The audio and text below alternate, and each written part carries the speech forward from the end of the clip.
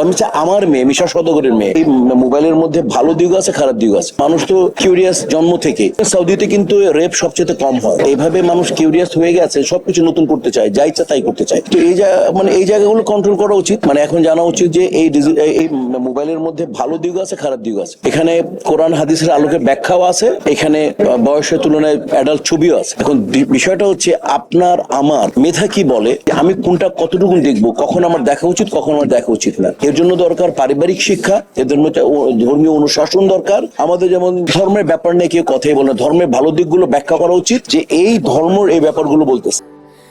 Sandalina so, রূপচর্চায় আভিজাত্য। এই যে আজকে কথা প্রসঙ্গে চলে আসে যে রামিসার ব্যাপারটা দেখেন, আপনারা দেখবেন সৌদিতে কিন্তু রেপ সবচেয়ে কম হয়। আপনার কি জানা উচিত, পড়াশোনা করা উচিত কেন কম হয়। এখানে আইনটা এত স্ট্রং, আইনটা চুরিধারি করলে আঙুল কেটে দিবে, হাত কেটে দিবে, মানে পাথর দিয়ে মারবে বা তাকে ফাঁসি দিয়ে দেবে।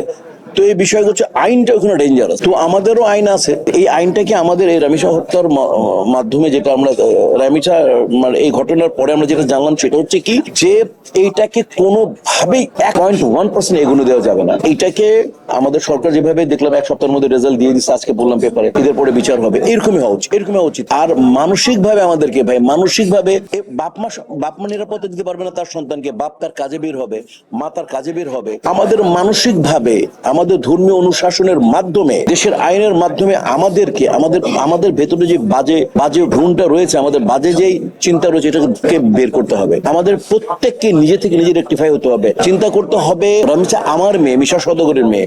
আপনাকে চিন্তা করতে আপনার বোন, আপনার মেয়ে, আপনার ভাগ্নি, এবং যারাই করুক রামিশার মতো ঘটনা যারা ঘটাবে তাদেরকে দেশের আইন হয়ে যাক, নতুন আইন করবে। আইন তো আপিল করে চেঞ্জ করাই যায়।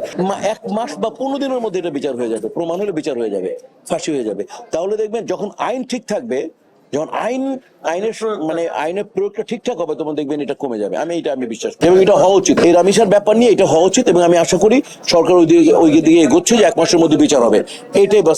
এটাই চাই। আর যাতে এইরকম ঘটনা আমাদের পড়তে না হয়, জানতে না হয়, দেখতে না হয়, শুনতে না হয়।